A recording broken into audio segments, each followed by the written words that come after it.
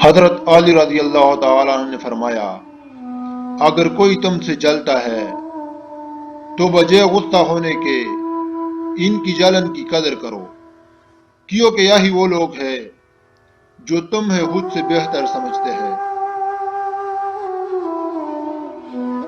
لوگوں سے اس طرح گل مل جاؤ کہ اگر مر جاؤ تو وہ تم پر روئے، اور اگر کہیں چلے جاؤ تو تمہارے آنے کے منتظر رہے۔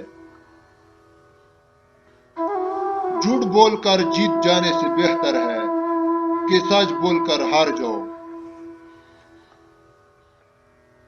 برے انسان کی صحبت سے پرہیز کرو، کیونکہ وہ تلوار کی طرح ہے، دیکھنے میں خوبصورت اور اثر میں خطرناک ہے۔ توبہ روح کا غسل ہے، جتنی بار کی جائے روح میں نخار پیدا ہوتا ہے۔ حضرت علی رضی اللہ تعالیٰ عنہ سے پوچھا گیا، یا علی وہ کون سی عادت ہے جو انسان کے دماغ کو کمزور کرتی ہے؟ تو حضرت علی رضی اللہ تعالیٰ عنہ نے فرمایا، اے شخص جو انسان ان 4 عادتوں کو اپناتا ہے اس کا دماغ کمزور ہوتا جاتا ہے۔ بار بار تیز آوازیں سنتا ہو یا بار بار زور زور سے بات کرتا ہو، کہ وہ ہر تھوڑی دیر کے بعد کھانا کھاتا ہو۔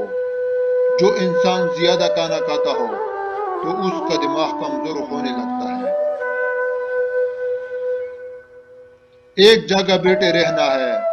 جو انسان جسمانی کام نہیں کرتا، سارا دن لیٹے رہتا ہے، تو یوں اس کا دماغ کمزور ہوتا جاتا ہے۔